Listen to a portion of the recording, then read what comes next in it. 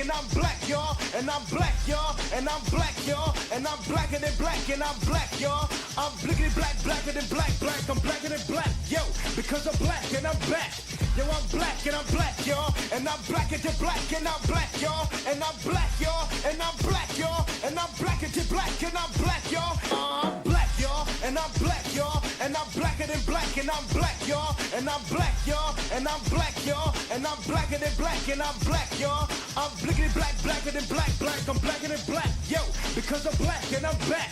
Yo, I'm black and I'm black, y'all. And I'm blacker than black, and I'm black, y'all. And I'm black, y'all. And I'm black, y'all. And I'm blacker than black, and I'm black, y'all. I'm black, y'all. And I'm black, y'all. And I'm blacker than black, and I'm black, y'all. And I'm black, y'all. And I'm black, y'all. And I'm blacker than black, and I'm black, y'all. I'm blickety black, blacker than black, black. I'm blacker than. All right, yo. Welcome to Indie Corner. We're talking about all things independent comics. I'm Mikey. I'm Demoan. And today, people, we're back at again with another episode of the Indie Corner podcast with another one and done special video because Demoan, I don't know if you noticed, but we're in February right now. We're on the last day of February, which means the last day of Black History Month. Last day of Black History Month. Yeah, so we did it, guys. Another glorious month that Google's not recognizing. So that's great. Right. They don't think it's real anymore, but we won't let them win. Exactly. That's why we're doing this episode. And if people who didn't check out our Black History Month special, well, our late Black History Month special last year, because we were lacking a little bit, we're going to be covering volume 2 of the Image comic book, Image Skybound comic book. Excellence, written by Brandon Thomas with art by my boy, my GOAT, Khary Randolph. And yeah, we did the first volume last Black History Month, and we really enjoyed it. So ever since we did it, me and Demoan have been saying, oh, we should do the next volume for next year for 2025. And yeah, Demoan, it's about that time, bro. It's about that time. Thanks for joining me. 2025 Black History Month, so here we are. Mm-hmm. And yeah, I mean, I'm excited. I mean, this again because I read. Remember, when we did the first volume last year, I said that volume I read like years ago, so I was happy to revisit it. But I never read the second half, so this was new territory for me. You know what I mean? I don't know about you. I don't know if you reread the second half before. No. This was new. I read it for this because I wanted it to be fresh whenever we read it. Facts.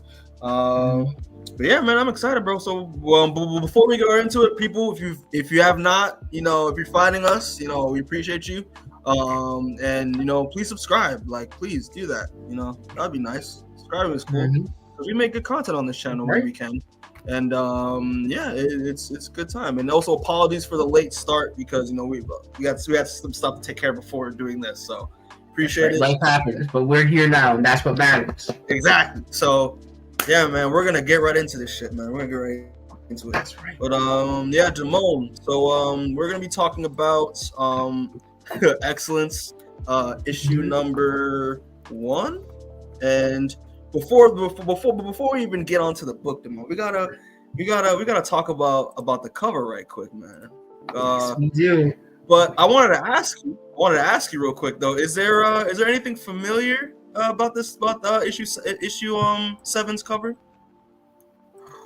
Boy, anything familiar at all that like stands out? Nothing. Because this cover is actually a reference to an iconic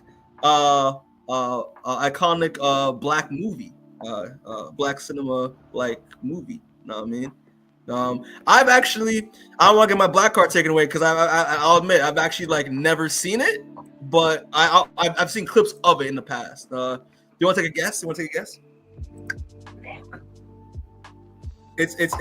one of those like hood classics. Know what I mean? So it's like So I'll give you a hint. It's like movies like Boys in the Hood, and like stuff like that kind of genre of film, It's not Rush Hour. Not Rush. No. No. Like kind of like Boys in the Hood or like Belly. Know what I mean? No, I think I gotta give up on this one. Really? I'm gonna look like a fool if you keep making me guess, Mikey. or like Menace to Society. Come on, these are classics, Demoan. Come on, man. These are classics. But all right, I'll say so.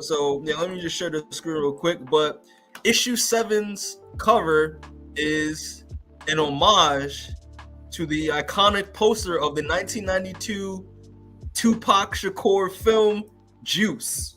Do you recognize it at all, Demoan? At all? No, I actually can't think. I can't say I've seen this one. Okay, no, that's fair. I mean, it's a pretty well known, like Black Hood film. Like, I mean, it's one of Tupac's. This was one of Tupac's acting debuts before he started to start his rap career. I just thought Khary Randolph did a really good job of translating that poster into not just his own style, but also with the magical world of excellence. I think it's so dope. Instead of it would be like him holding a gun, but it's him holding the wand. I think it's really dope. You know what I mean? Yeah, it's a good parallel with it. But yeah, man. So we'll just go. Come strapped. Yeah, it comes in strapped with the wand, son. But Demoan, you want to start us off with issue number 7? Yeah. I started us off with issue 7. So real quick, a slight reminder. Just real quick before just to let you know, I have like we did last time the opening page is like with the 10th just to like refresh people and all that stuff. So yeah, obviously, so like the 4 walls, which again are the 4 rules in this world, especially with the Aegis, which is like the citadel that all of these magical characters live and organize and enact their mission, stuff like that. So the 4 walls, which are the rules, are number 1, the protection and defense of the undeserved is not allowed. Number 2, the creation of a magician's wand without permission is not allowed. Number 3, the casting of spells without an approved wand is not allowed. And number 4, the use of magic by females is not allowed. And then the follow-up page, which we've seen as well. Oh, we don't have that one here. Well, what we do, so we get this new page of like a map, which I'm assuming is marked by Spencer, of like all the locations of all the magical locations of New York. So the Aegis, and then his house, Gigi's house, any of his wand stashes that he might have, because I know he got those. And all that stuff. So that's like a nice little tidbit there as well. And then we get the map of the 10th, which are the 10, pretty much the 10 powerful like magic families within the Aegis. And obviously we can see the Smith family branch is on fire, which looks like because I think they got kind of eliminated in the last volume. Yeah, they kind of got messed over by the results of Spencer and Aaron. But yeah, that's pretty much like kind of like the recap of the rules and the rules of this world. So yeah. Right, exactly. So anyway, I think it's important just to give a little recap here. So last issue ended with Marcus suffering this large betrayal from his father. He's tried to have his memory wiped, but Spencer was able to resist it. And Spencer was like, hey, this is the last thing I needed to know that I can actually no longer trust you. I thought I could trust you for a little bit because he was like sharing memories with Aaron. But after his father tried to wipe his mind, he said, it's over now. We are done. And he walked out of the room, and now we cut to about 6 months later where he's still on the run. Very specifically, we're cutting into a time where it seems like the chase is about to pick back up. He's talking about what he has to do to protect himself, and we see him casting magic in this room at this floating mirror, and he makes these like doppelganger duplicates of himself, and he sends them out to all run. And so you get this one really fun picture of him running off in 3 directions at once. Shadow clones, straight up. That's right. But anyway, you see these like I don't know how to describe them. Voodoo wizard type. Like one of them really looks like a black witch cowboy. But anyway, these men are after him, trying to chase after Spencer. The leader of which is this man named Mr. Hill. And if you remember at all from the little tree we just showed you, Hill was one of the names on one of those branches. So anyway, they're tracking after Spencer. Spencer's putting up a specific spell to try to throw them off. It's like a combination of the doppelganger spell and another spell layered on top of it, as I understood. And then we get this picture of Spencer Prime like actively casting the spell, trying to keep it going. And we go to the second Spencer, who's walking up to his mom's house. His mom his mom first of all immediately knows that this is a duplicate, not her real son. We know that she messes around with magic at this point. She's no amateur in this. So she knows this isn't her real son, but she knows you can talk to him like this real son because he'll get all the information because it's like the spell is like part of him like that. But anyway, she's essentially they have this conversation and she's essentially agreeing with the father that, hey, you don't know what you're messing with, kid. There will be consequences and you have to make sure that you're ready for those consequences. And I don't think you are. And you need to like pull yourself out of this hole. You're doing this just to spite us. And what you're doing is dangerous and there's mistakes from the past and things have worked out this way for a reason. And it's basically just this talk telling him how he needs to like get a better head on his shoulders. We then cut to I don't know why I always forget his name, but it's the man who helped Spencer sneak into the prison in the last volume. I mean, I know he calls him D. Yeah. So we can just do that. Yeah, well, he calls him D, but I thought there was a big like an actual name for it, but we'll just stick with D. But anyway, he goes up and he meets D with another one of his duplicates, and D takes him inside the house. And when he's going inside the house, there's like this spell running, and it kind of like fades in and out of reality. And every time apparently this man walks into his house, he has to see how his house really is, and then has to have a flashback of how his house used to be when he lived in the shitter, essentially. And the Aegis has set this up to remind him how bad he had it then and how good he has it now, as incentive to not, for him to not like rebel or anything. Part of that is Dee's mom. So we get this picture of her walking in saying, hey, you gotta visit more, they hug and everything. But then we also get this flash of this woman clearly on some kind of either drug or some kind of recovery from a drug. Some bad situation, essentially. Poor health. Yeah. She's significantly better. I said, which it confused me a little bit. It confused me a little bit at first, just because I thought that it was the other way around, where it's like the whole room is like, and his mom is like a glamour, and like that's actually the situation that his mom's actually in, is like her disheveled in the house a mess. He put that on himself, but then it took me a minute. Oh wait, no, that's just the Aegis. The other way around, it's the Aegis punishing him, just reminding him that that's where he started, and this is what he has now due to his efforts. So I think it's messed up. What's crazy is it really doesn't even seem like a punishment from the Aegis. It just seems like something they just do. Like it didn't seem like he does anything specifically bad. They just do it to him. And it's like that's just one form of power to like keep him held down from it. And so he brings Spencer and Dee go up on the roof, and they have this talk about how he's really gonna go after the Aegis. Like how is he gonna do that? And he's like, hey, I can't help you. Like my mom is my life. I'm protecting her. I gotta do this to keep her safe. Like I can't risk all of that to help you, especially if you're not sure of what you're doing. Which it's very clear Spencer's in way over his head. And he also talks to Spencer like, hey, you're also coming from this place of privilege from within the organization. Like, no matter what happens, the Dales are going to have some measure of safety as one of the 10th families. D doesn't come from any of that. He's just a regular patrol wizard. Like if he gets fucked over, he's just fucked over. There's no one to protect him. Essentially, is what he's saying. So he has to be the one to protect himself. And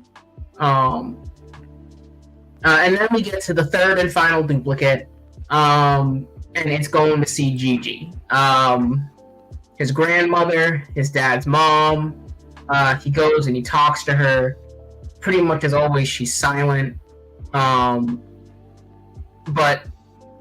he talks to her, and he also brought this up a little bit in his talk with D, how it's his responsibility to take all these changes with the Aegis because he's special. And because he's special, like, he's supposed to be doing this. Like, he has a responsibility to. So he's very clearly, his dad has kind of pumped him full of responsibility that he's got to be something bigger than he is, and it's very clearly feeding into him, even though he's trying to kind of separate himself from his father. Like, he's still the way he separated himself from his father is still defining himself in terms of his father, if that makes sense. Yeah.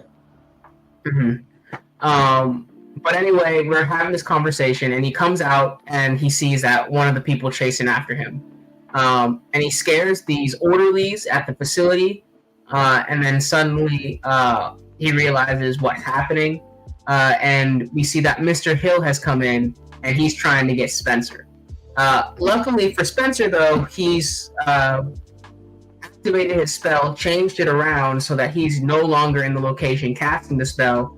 He's now in the position of one of the duplicates. So anyway, Hill goes through, and we get this situation where he gets to the duplicate where D is, and he's being held by him because he's having this very intense reaction to the spell. But anyway, D's talking about, like, hey, I can't really help you here. Like, I don't know what's going on. None of us are nothing. But I just can't help. And essentially this issue ends with the white clan person that we've seen multiple times just kind of looking over the city down at Spencer Dales. Yeah, the overseer. The overseer. That's right. Clan number 1. Yeah. And I think it's really cool that, like, he, like, manifests as like a flock of, like, birds, like these white birds. It's, like, really cool imagery. Yeah, it's like white birds or pigeons or something, but it's crazy how it's huge too. Like, it's a whole flock. But yeah, that's how issue 7 ends. So that's where volume 2 picks up. Personally, I think this is a good pickup to volume 2, especially from considering where we left off at the end of volume 1. Introduces more questions that need to be answered. It gives us a couple of answers, which are nice. Kind of feeds more along to the story, develops the mom more, which I love. As we go through this volume, you'll find out that she's even more important than you initially thought. Watching her get built up and seeing her get more scenes is really nice. Yeah. I thought this issue was a good start. Definitely am liking the fact that, you know, Spencer, you know, trying to, like, you know, pretty much take down the Aegis, and on his own, he's not really realizing it yet, but he's kind of noticing that, like, maybe he may be over his head, which is why, like, his mom reminds him of that a little bit. Like, he might be out of his depth here in terms of what he's trying to accomplish, but obviously because the way his father raised him, and, you know, putting that massive amount of responsibility and pressure because he is someone of high esteem within, you know, the Aegis involving the 10th, that, like, he feels like he has to do this. Like, he wants to, you know, defy the system because, you know, his dad put that ambition that he needs to, you know. Yeah, exactly. It's not a choice. It's just a responsibility. And yeah, and I do like the fact that, like, you know, while he's on the run, before he enacts what he's trying to enact, he goes to the people that he cares about, his mom, you know, D and Gigi, Just make sure like he's trying to recruit D, but he's trying to make sure that his loved ones understand what he's trying to do, and that to make sure that he's and to make sure that he's not giving them support, but like just to make sure that that this is what he plans to do, and that they're on the same page pretty much. So it's really cool. They gotta make sure they're all in the same spot. But I think that's about it. All I can say for I think this issue. I don't think there's much else to add after that. But like I said, solid issue, good start. But artwork is crazy. Artwork is always great. Khary Randolph, he kills it. I always love. That's one of the things I said last volume too. That I love the way I love his character designs. I love like the drip he gives everybody, like that Afro futuristic, Afro fantasy kind of like style he gives everybody. Like I love Hill's design a lot. Like Hill reminds me of Blade. Absolutely. Like listen, I was talking about the witch cowboy. Like all his characters got drip. Like you can't take that away from him. Nope, not at all. You want to see him play? I think I was seeing Neo. He gives like Neo, like Morpheus. I think more Morpheus. I'm gonna say that. Yeah, you know what? That's what it is. Yeah, but yeah, it's I'm loving the designs, and I'm also again like some of the panel work, like that one page where it's it's him and like four of the other shadow clones like realizing like what's happening. They all say it's the same like page of it going like wait, but it's they're all in different locations because they're all in different spots. I love that page a lot. Before like Hill attacks, I love that. Yeah, it's really great. It's really great paneling. But yeah, man, it's good. So I have nothing else to say. I think I'm good. Yeah, good with it. Right. Yep. So I think on to issue 8. So right, some great thoughts on this cover. I think this was one of the covers I liked more out of all the covers for this volume. I'm not sure what it was about it. I think something like with just the stained glass.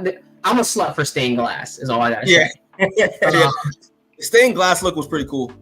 Yeah, the stained glass work, him being silhouetted, walking up, like it's just the doves coming from his feet. Like there's just nothing to hate about this cover. No, and that's the thing too. Like, I was always a fan of Khary's like interiors, but like I was really a bigger fan of his cover work. Like he's a very creative cover artist. His designs are very well thought out and very meaningful. It's like this book impressed me, but also he did the covers for the indie book Black that I'm a fan of. And those covers are very intentional in terms of like the commentary that's being addressed, and the subject matter that's being addressed with each issue of that series. So I love the covers that he does in excellence for sure. It's phenomenal. No, he does great work. Very clearly. But then that's a wonderful cover. But then we go inside the book. We have our 4 walls, and instead of the map that we saw in the last one, we have this all red background page that says supremacy today, supremacy tomorrow, supremacy forever. The ancestry forever honoring the greatest gift God gave man. And then it's this little picture of this little image of the overseer at the very bottom. Very propaganda-y picture. It kind of gives you a little bit of an idea of who the overseer actually is, because again we don't really know much about him. We didn't know much about him in volume 1. We just knew that he was the higher up. You know what I mean? So of the Aegis, that this is who the 10th answers to. That's right. And knowing how propaganda works, and especially the fact that it says supremacy is like this is the constant word being thrown. It gives you a little bit of idea what kind of what kind of person, what kind of viewpoint the whatever the ancestry and the overseer have. Even the fact that his name is Overseer gives you a little hint about what he's all That's about. right. Listen, even the colors of the words on this poster are giving you a hint because it's white over black. Yep. All right, Demoan, let's do this. this. Really put a lot of thought into this poster. Like all the posters have meaning to them. Like, you know. Oh no, absolutely. But like this one is like you can tell it goes deep. But anyway, we open up. So at the end of that last issue, when Marcus was doing all his stuff, he had a fear spell cast upon him, essentially. Lucky for him, he has some forbidden knowledge, so he's able to diminish the effects of the sphere spell every day. But he's not supposed to have that knowledge, and just the fact that he has it, when they do a routine inspection and they find that his wand has forbidden spells cast on it, that's just an excuse to bring him in and do whatever they want to him. Yeah. So as he's having this thought, he's thinking to himself, I can use this to my advantage. I know they're going to be looking to bring me in, so I'm going to help them bring me in. And then we get this little scene, and we get to them writing on this paper where he's communicating with someone. We're writing on a paper back and forth. And they're talking about the paradigm and how it's still too soon. It's too dangerous, but Spencer assures him that I'll be fine. I know what I'm doing. And then we see later that they're in this interrogation room. Spencer's talking about how this is a relic of the past. They're doing it to show you that things never really changed, that they gave you everything and that they can take it away just as easily. It's all everything that the Aegis does to all of its agents is just this manipulation to keep them under some type of control, either through fear or loyalty for rewards or some other method. But like there's not a part of the Aegis that's without the manipulation going on with it. But anyway, we're talking about how he's getting brought in. He has this issue, but the thing going on is that rather than just a regular patrolman doing a routine inspection, the person doing it is one of the head of the 10ths, Mr. Hill. So my boy walks in here, dripped to hell, snake cane, red glasses, white suit, and he looks at Spencer and says, "Wand, please." And of course, Spencer shows him the wand. Spencer does a little manipulation, making it not too obvious, but a little hidden. And of course, Mr. Hill's talking about starting this investigation with a 12th level encryption. And we're going through this assessment. And he goes to the wand and he finds nothing. And he's like, well, I know that you should be having troubles right now. Because I have on good sources that you had a spear spell cast upon you. And you couldn't be sitting in here in front of me without at least getting the shakes after that. So what are we going to do about this is what he's asking. It's Mr. Hill straight up. You see that meme with Denzel? He's like, I'm from around the way. I'm leaving here with something. Like, I'm from around the way. I'm leaving with something. He came in, he cooked the books, and he's not leaving without a meal. Also, Demoan, real quick, you forgot something a little bit. That Spencer was talking about how he's been able that he saw something like a little vision when he was doing when he was diminishing the fear spell from him, and that he potentially saw like his future self. Yes. Yeah. Kind of how old is he? Apparently at age like 87. Of just like him and a bunch of other magicians like flying. So like, which is crazy because he looks so young, right? So it kind of gives you a little bit of it kind of gives you a little insight about like how he's approaching this interrogation, like because he knows what he knows the potential outcome of that of his actions right now, doing whatever he's doing, with exactly. It's a really cool kind of like perspective that they're going on with this vision. But yeah, it's crazy. Like it looks really cool. Yeah, absolutely. But then we finally get this little vision into who the Overseer actually is after we have this confrontation with Mr. Hill, talking about how I'm going to get something out of this interrogation, whether you like it or not. Mm-hmm. But we get this little... we started off with this white man in a wheelchair, going about how we have to hang every one of them, and then he starts to say the N-word, but is cut off by someone who says, "You always say that." And then we pan out a little bit and realize we're at the racist convention. Yep. There's the head of the Confederates, neo-Nazi, Klan members, and is that President Donald Trump I see? Not my president. You're right, not my president. No, it looks like a convicted felon to me. That's right, it's a convicted felon. I literally, like, I saw this shit and I'm just like, I couldn't help but like not laugh, be like, wow, they're really taking like Brandon Thomas. I kind of laughed and clapped. I was like, wow, Brandon and Khary Randolph are really taking it there. Like, yeah, because they have the red hat and everything. They're not being subtle with it. And who was the dude in the right wearing the white suit? Was that I was about to say, is that Colonel Sanders? Like, is that what's going on? I mean, listen, it could be Colonel Sanders, but I'm almost positive it's Jefferson Davis, president of the Confederacy. Oh, okay, yeah, that's right. Or it's Robert E. Lee, one of the two, but I'm almost positive not Colonel Sanders.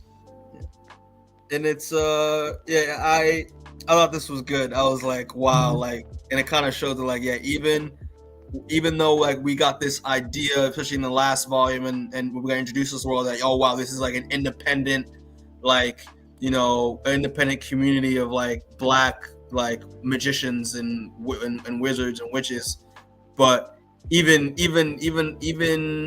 a community that grandiose and that powerful is still it's still overtaken by white supremacy. They don't even know it. That's right. Except like the higher ups. No, I mean, except for the 10th. So like it's like literally, like you were saying, like the Overseer at the very top. Mm-hmm. And if people don't know their history, Overseer was a name of the person of the person in charge of overseeing all the slaves. Mm-hmm. So double meaning. Man on the horse walking the fields. Mm-hmm. Mm-hmm. Yeah, but anyway, they're at this racist convention. They call themselves the Ancestry. Yeah, well, it sounds about as good as it is. But anyway, they're talking about how they need to make an example of this kid. It doesn't matter what agreements we have, doesn't matter who his daddy is, but we got to do something and we got to make an example of him. And they're all talking about how, like, hey, we can't just rely on burning. Like, we got to figure out something. And then Donald Trump speaking up and saying, like, you want them deciding who gets what on their own? That doesn't sound so good. And then we get an, oh, fuck you, dad. And I think what I'm interpreting is that this man is Donald Trump's son. This is Don Jr., the neglected one. Yeah, this has to be Don Jr., or I can't imagine it's Barron. I thought he said that as a joke. I don't think he's actually like. I think he's just being sarcastic.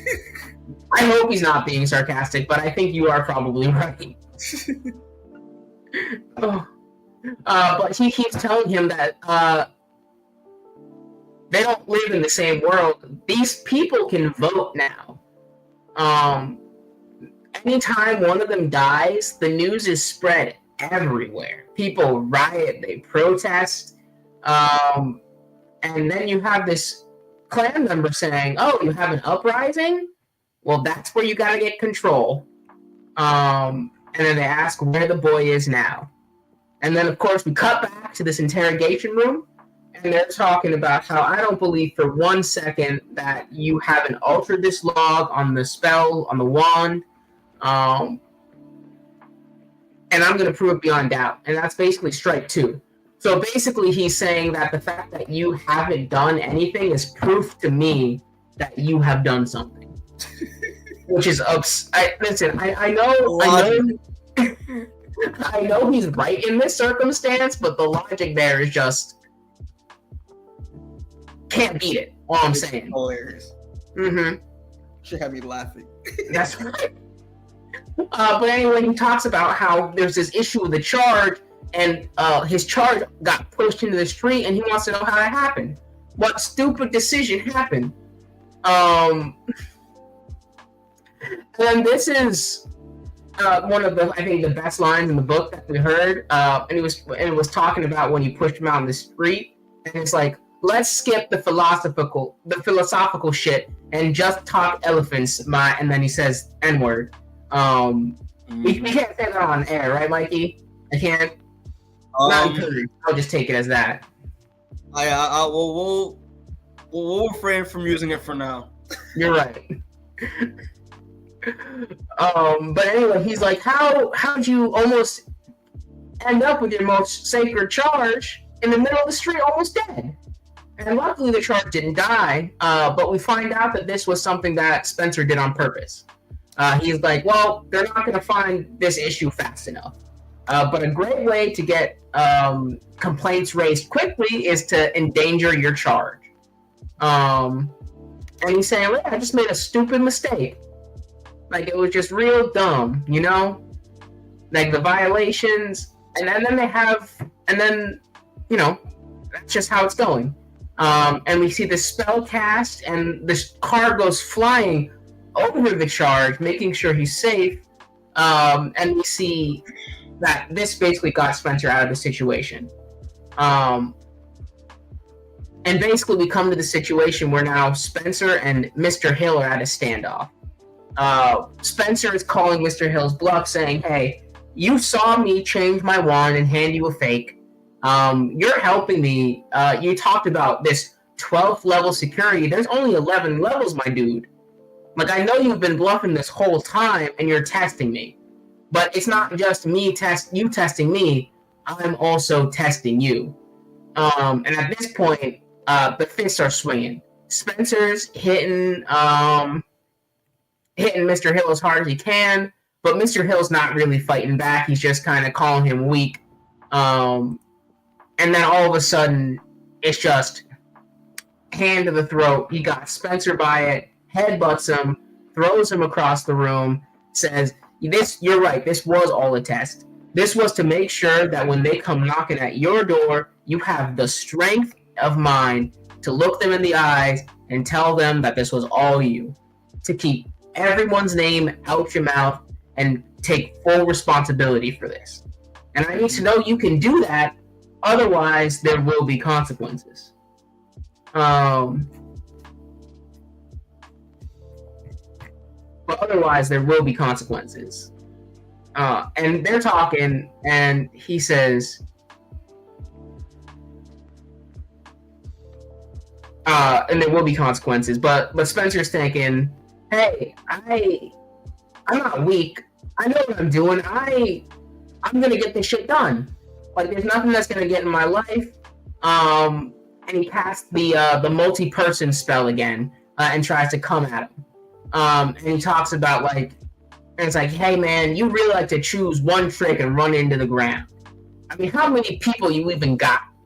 And he goes about, he has 3. And we see that the 3 soldiers he has are Monique, Aaron, and Dee. And it's like, that's it? All you got is 3 soldiers. He has more wands than he has soldiers at this point. So it's like a real messed up situation he's in. And he's talking about how this plan ain't shit. It's bad idea. Like, what time did you spend thinking about the grand scheme of things? You know, like, nothing special about this. Like, this is bad idea. And then we do cut back to the racists. Racists. I mean, that's what they are. That's what they are, yeah. Mm-hmm. But we get this, they're talking about saying that, like, 3 is not a rebellion, but, like, a rebellion is more like the ideas. So it's not the size of the rebellion they're talking about, it's the fact that there's a rebellion at all that's an issue. It upsets the natural order. Once someone has the they're saying in Obsessed in Natural Order, once someone has their idea in the mind, it spreads like a wildfire. And so you usually just try to give them something. Don't give them everything. You just give them a little something, make them happy until the next time, and then you just keep doing that. Is what they're suggesting. But while this is all happening, Spencer and Mr. Hill are having their standoff, and Mr. Hill has decided, hey, I guess I can trust you. And they're having their standoff, and he's like, hey, I want you to know, before I forget, happy birthday, Dales. And then I assume like it's either Dales that gives him a mind wipe or he mind wipes himself. But he's at this point going to forget that he's had this little confrontation with Spencer. And then we cut again to them, Spencer and Aaron writing back and forth to each other. And I love seeing Aaron in like this full kitchen, eating like a full dinner in like the orange jumpsuit. Like, this is like a nice prison, man. Yeah, it's a nice prison. Right? But anyway, he's passing the spell and he's trying to speak. And he's trying to basically communicate a message. And this issue ends with him trying to tell him that he needs to speak to Raymond Dales right now. Spencer's father. His adopted father. Mm-hmm. Mm-hmm. So that's how this issue 8 ends. Honestly, you want to start with the thoughts on issue 8 this time, or you want me to go? Oh yeah, no, I'll go. I thought this issue was good. It's not as strong as the first one, but I mean, I do like the fact that we actually get an introduction to like who the ancestry are, what their plans are. Obviously, like how they deem Spencer as a threat. I do enjoy the back and forth, like the interrogation with Mr. Hill and Spencer. I thought that was great, especially how it led to the fight, which I think is really cool, and the fact that he's just testing him instead of actually trying to interrogate him is interesting. Makes it seems like he's not just what's the word? He's not like a Boy Scout. Like he's actually he's curious to see what Spencer is going to do. Right, exactly. Like he's got some spice to him. Exactly. And the fact that the person that it was revealed he was talking to is Aaron, because again, at the end of the last volume it ended with Aaron breaking out of prison. So we don't, again, it's just, I guess it's just kind of like that, but that was far into the future. We don't know. So actually, that was only about a year into the future. That was only a year. Yeah, so I think so. It's kind of like a lead up to that, But yeah, it makes sense. So he's been talking to Aaron the entire time, in secret. But yeah, this issue was alright. I thought it was okay. I actually think I like this one a little bit more. I'm a sucker for an interrogation. Finally learning more about the Aegis, this overseer, the villains of this, and I'm not gonna lie, it got a really big chuckle out of me when I saw Donald Trump with the golf club there. I sat there laughing for a minute or two. Oh, dude, it was hilarious. Right, but we get a lot of information here that's really good. We learn, like you said, that Hill's not so clean, like he's not fully on the side of the Aegis, and that there's stuff going on. And I think we mentioned a little bit here also that I think I might have missed over, that there is a past between Mr. Hill and Raymond Dales, Spencer's dad, and because Spencer has the mind that he has, like perfect recall, he remembers the situation perfectly. Even though Mr. Hill thinks you were just a 3-year-old child, you definitely forgot. But yes, so basically Raymond is trying to call in this, Spencer is basically calling in this favor without officially calling in the favor, although I think he might officially call it in next issue. But like he's essentially enlisting Mr. Hills for help. But another thing I did love about this is like the art. One of my favorite panels was the panel when he had going over his soldiers. That was Monique, Aaron, and Darian, and they were. I love that page, man. Dude, that I'll page go back to it. Yeah, that page is Power dope. Rangers to me, that one popped off the page. I love that one. The colors pop. Mhm. It really screamed good for me. I like it. For sure. But yes, overall, I think this was a good issue. There was a lot going on. You kind of see more of the ideology of the overseer and everything, and kind of what this whole organization is for what it really is, and how they operate. So I think a good issue. Yeah, just overall solid. Quick question though. I just thought of it just now. Do you think? I mean, obviously we know the overseer can use magic, but like, do you think like the ancestry can use magic as well, or are they just like regular human beings with influence and all that stuff? I mean, probably if Jefferson Davis is there, that probably means he can use magic. I don't really know. I don't know what your thoughts on it. Honestly, I won't lie. I thought this was kind of a Black Panther situation where all the spirit ancestors live in the spirit world. It's the racist ancestral play. Jesus. Plantation. That is so funny. That's what I was imagining. So I was like, this is just like a spirit connection that he has, is what I pictured. I got you. Okay, that makes sense. But yeah, I mean, that's all I really gotta say. Yeah, I think this issue was good. Yeah, it's a very solid issue. And then I think I got one more issue going for me. You want to move on to? Yep. Issue all right, 9. so we'll move on to issue number 9 of Excellence. Thoughts on this cover's cool. I like this cover, but I mean, all the covers are good. All the covers are good. This one's great.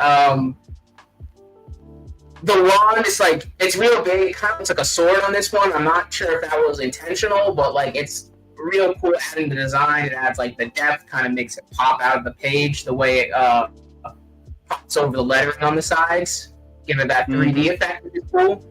Yeah. But yeah, I love this. This is a great cover. The coloring is great. All right, yeah. So we'll just move on to the next issue. So start us off, Demoan. Yep. So of course, we open the book. Obviously, as with everyone, we get the 4 walls, and then we get the picture of the family tree. The Smiths are still burning, and then we finally open up. And we have this situation where Spencer is going into the library. It's asking him to cast very specific spells in a very specific order, and if you don't have the ability to cast those spells, then you're going to have to remain stuck there until someone comes to help you. Or they deserve, or you can decide that you deserve greater knowledge. So Spencer opens the entryway, and he starts walking in, and they welcome him, and they give him the reminder that they give everyone when they enter this library. Books above a certain grade can't be copied, they can't be removed without proper authorization. Yeah, they can't like check books out. They can only read the books. They can only read all the books that they're required to read in the library only.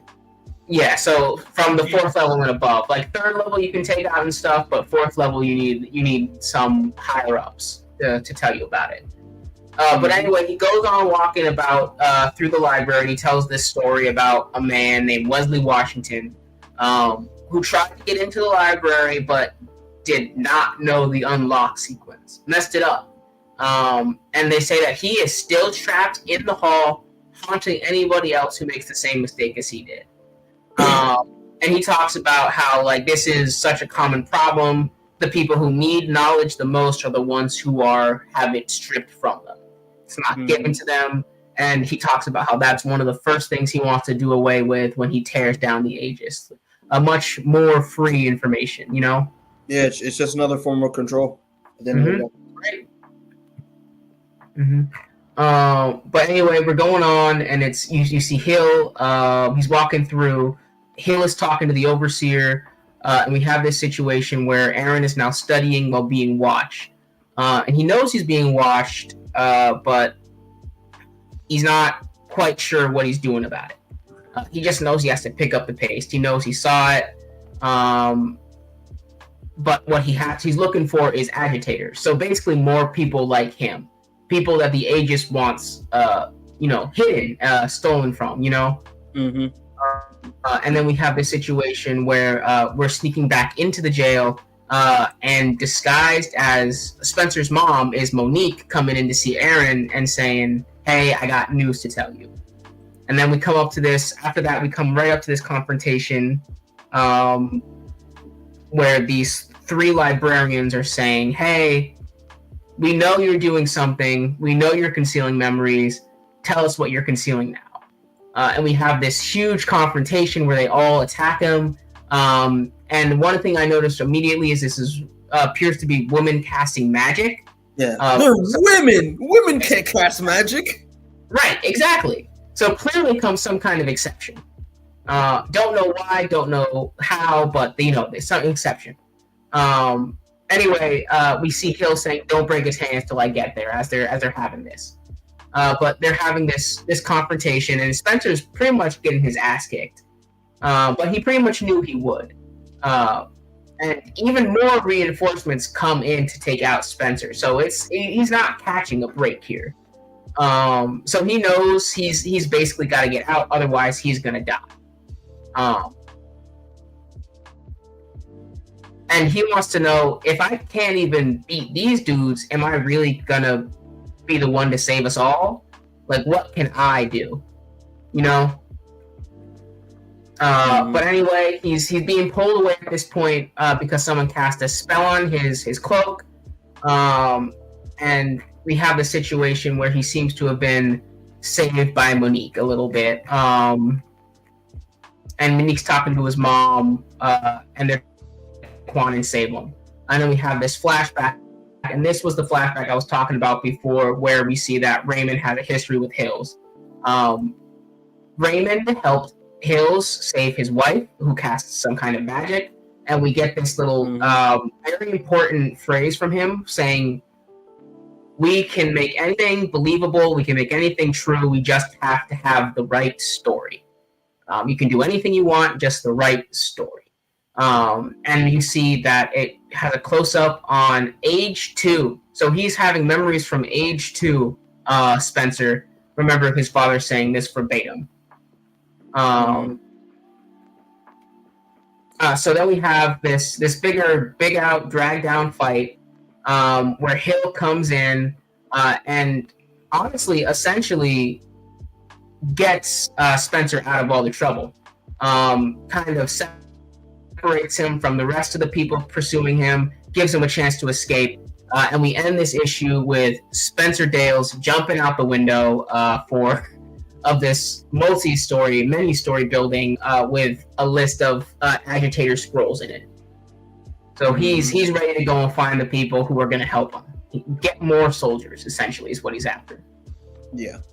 Mm-hmm. And one of those agitators that are listed is Raymond Dales, his own father. That's right. Mm-hmm. So that means they know that he's no good, but which we also know that Raymond doesn't enjoy the Aegis. So not really a surprise, but it's also a surprise because of how high up he is that he is still considered one. Which again is like that's the mystery. Like, even though he's considered an agitator here, why is he in cahoots with the Aegis still? And that's right. I think it's one of those keep your friends close and your enemies closer situation type things. Yeah, I would say so. Mm-hmm. But anyway, I think this was a great issue. Packed with action, good fights. We got a couple of really great pictures of both Hills and Spencer fighting in action. And we have a great shot of Spencer jumping out at the end with all the stuff.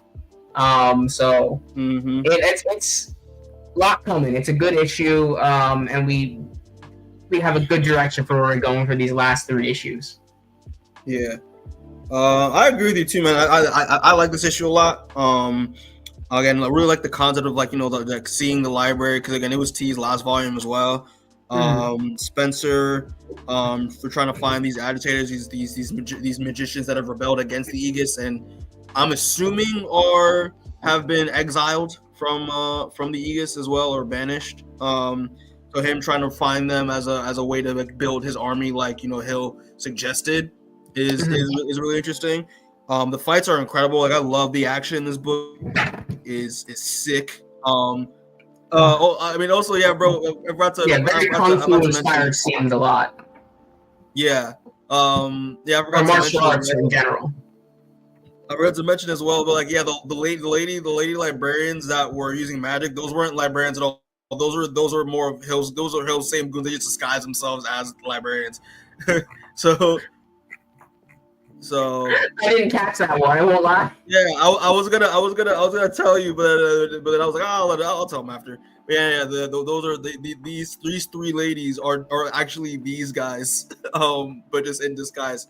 Yeah, man, it's really cool. This issue was a lot of fun, and again, it opens more of a mystery of like. Damn, I really didn't even track that. I just thought, wow, I thought he was fighting a 6-on-1. That's crazy. Nah, he was not. But also, yeah, just like finding the agitators, the fact that his dad's an agitator, considered agitator, which is interesting. Hill, saving him from his goons, because I assume, because Hill pretty much wants him to enact his plan again, as because again Spencer knows what his dad had to do to the deal that he made with his own father. To save his wife and all that. So I like how they kind of have aligned interests due to that event that happened between Raymond and Mr. Hill. Right. But yeah, it's really good stuff, man. This issue was one of my favorite ones in the volume. So yeah, absolutely. Actually, I think this might have been my favorite one. Oh, for sure. Nice. Yeah. But yeah, so any more questions before we move on to issue number 10? No, I don't think I got anything to add. A good issue, gives us a solid jumping off point for the last part of this volume. All right, then we'll just move on. So moving on to issue number 10. Excellent. Thoughts on this cover? I like this cover a lot. Again, it's very what I love a lot about Khary's cover is the social commentary here, with the chalked line dead bodies, I'm assuming as an homage to the innocent black people that have been killed, either in police brutality or gang violence. I don't know, but you get the iconography. Yeah. I think it works really well. It's a lot of it's a death of bodies. I mean, he's very clearly some kind of cop-esque figure. Yeah. Raymond Dales, so I think you're drawing the right lines with the police brutality one. Yeah, he's the authority. You know what I mean? And and sometimes authority, as we know in our society, can be very power hungry, which makes I'm really like it. It's also kind of like a nod to be like, oh, how many bodies does how many bodies has Raymond buried to get to make sure the Aegis runs smoothly. It's kind of interesting thing to think about. But yeah, so moving on to the issue again, we get another recap of the 4 walls and the 10th, and it's pretty much the same thing that we've seen before. So it pretty much starts off with with the overseer, overlooking, the smashed window that I keep saying Marcus Spencer jumped out of, and yeah, and it's pretty much talking about pretty much Spencer is on the run, and pretty much he's kind of not really monologuing, but he's pretty much kind of having a little flashback here, juxtaposed of him escaping with his mother. And talking about how he pretty much talking with his mom, and we pretty much get a cut to before escaping past the invincible sign. I know I didn't get that page, but I was like, I think it's so cool that he's escaping past the Invincible sign, which again is funny because this book is published by Skybound, which is Robert Kirkman's company, imprint in Image, and Invincible's under that imprint. So that was really fun. But yeah, like he pretty much gets a kind of like this flashback, juxtaposed to him running in the present, and he pretty much is his mother pretty much giving him a lecture about kind of like it's not really like justice in a way, but it's more kind of like when to like pretty much boundaries, and like when to like when is the right time to seek action, and pretty much right, pretty much like if you're not him, don't pretend to be him. Exactly. Yeah, like pretty much it's like it's Spencer's like pretty much like figuring out like when to seek action, but also at the same time like you don't like your father, and what your father's capable of, what your father has done. You don't want to be like your father. You don't want to go down that path, and pretty much what Spencer is, the path he's taking to free the people of the Aegis and to dismantle the system. She doesn't want him to go down, his father's path, pretty much. And while he does that, he in the flashback, he leaves his mom, and he's pretty much like he summons like a kind of like a carrier pigeon to take his wand and give it to D, pretty much. And I don't know about you, Demoan, but I didn't really get why he did this. I'm assuming it's to get the Aegis off and to get Hill and the Overseer off of his trail, because maybe they. I think partially, I know they can track the wands, but I think it's very clear when we get to the end of this volume that there should have been more story, and I think this would have been something that would have been fully explained in that more story. Well, yeah. So pretty much, the Predator get his wand to D, so pretty much to get the Overseer and the Aegis off of his tail. And yeah, but while this is happening, Predator must not have enough time because he's getting chased by Hill's Voodoo Squad. And he pretty much, we get this really cool like sets of pages, sequences of him just like evading and getting past these guys, going through buses and casting spells. And I wanted to make a note as well that like Spencer, because Spencer's a part of the 10th can like naturally use magic on their own without even using wands. So like I think everyone else below the 10th like need a wand in order to do in order to cast spells and stuff. But yeah, he's just more naturally gifted with magic. He's just more naturally gifted in magic, which shows, because even in the monologue that he's happening, he's like literally like combining spells and pretty much like in pretty much combining spells and using them at such a master level that he can pretty much like outsmart and overpower these guys to escape, which is really cool. And so he pretty much goes onto a bus and pretty much makes his escape. Transitions to the Goon Squad reporting back to the Overseer, pretty much telling him that he found him and that they're trying to figure out where he's going. But the most important thing is you need to bring him in alive because again we have to make an example of him. And yeah, so. And the fact that it makes him he doesn't get permission to leave my city. So Prince Spencer, using a disguise spell, pretty much goes onto a train heading to Alabama, Tanner, Alabama, in order to meet another agitator, which is revealed to be Raymond's sister, aka Spencer's aunt, Amari Dales. And yeah, and while it's happening, these two other I was about to say Padawans are looking for him on the train. They can't see him because Spencer is hanging from the outside of it. And he's made a clean getaway. And then we get these panels of D, Monica, Monique, and and Aaron. While this is happening, it transitions to these two reporting back to Raymond to tell him that like Spencer's escaped, and he's like, oh, what does Spencer do now? They're trying to explain what's going on, and the fact that that Spencer pretty much has betrayed the Aegis and he's on the run, and he pretty much takes these guys to his office and make sure that makes sure to follow him to his office and make sure they can keep up. Transitions to the hospital where Gigi is at, and two members of the 10th are fucking 10. Yeah, two members of the 10th are trying to go into Gigi's room, but one of the nurses are stopping her because it's a private residence. It can't be disturbed, even though they remind her that they're part of the 10th and that it's 10th business. So she should stay the fuck out of their way and not say another word. Right as they walk in, they're about to looks like what it used to look like to use magic on Gigi.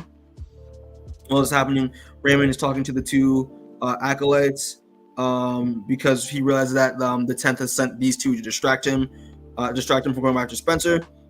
And most importantly, the fact that he makes a connection that they're marrying in our mother's room right now.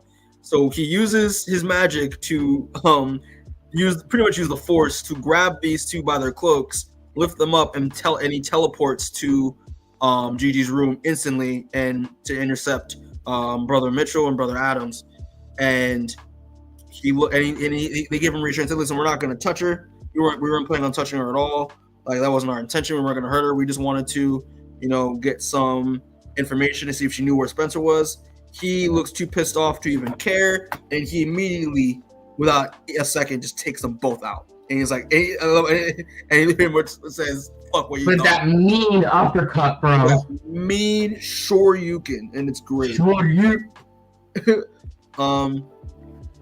While Brother Adams, Brother Mitchell are knocked out, he immediately tends to his mother, and pretty much apologizes for harassing, for harassing her, and he. Oh, actually, no, brother. One of the brothers actually wasn't knocked out, but he pretty much tells them all to get out of there and to take the youngins with him. Mm-hmm. He comforts his mom, but conveniently, right behind him, the overseer is watching him, and he decides to, and he pretty much they have this conversation. He said, if anything else happened to her, because it seems like you maybe forgot what happened. You forgot what happened the last time you messed with her. And he's like, listen, and the overseer's like, mistakes have been made. And it's like, but your son stole classified material from the vault.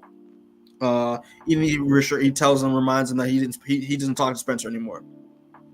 But it doesn't matter because Raymond swore to him that he would keep him and his ambitions contained. And he makes the joke like, yeah, you probably never even have. You looks like you never really have children because sometimes they just lash out. And this is probably a phase that he's going through. And the overseer asks him if he knows where he is, and Raymond's like, nope. And pretty much he just says, listen, but someone does, and I'm gathering, and that he's gathering some allies to help him find him, and that he could use his help. And pretty much he leaves the scene. And he pretty much leaves. The overseer leaves, but before he goes, Raymond pretty much threatens him. He's like, "Listen, if you ever step foot in this room again, that means you've crossed the line, and all my prior arrangements that we have made have become null and void. And I will not stop I will stop keeping. I'll keeping them back. It's like, you understand?" He's like, "Yes." He's like, "I do, and I won't." So, but then he kind of, I think he also threatens Monique as well. Threatens his assistant, like, "Oh, Monique has something to do with this," which obviously he's lying because he knows that he's trained Monique in magic when he's not supposed to. Mm-hmm. Yeah, she's one of the hostages he's taken essentially. Exactly, and he's taking hostages. Monique is one of them. And he pretty much reminds and pretty much tells Raymond that he's going to be torturing them one by one, even to death if he has to.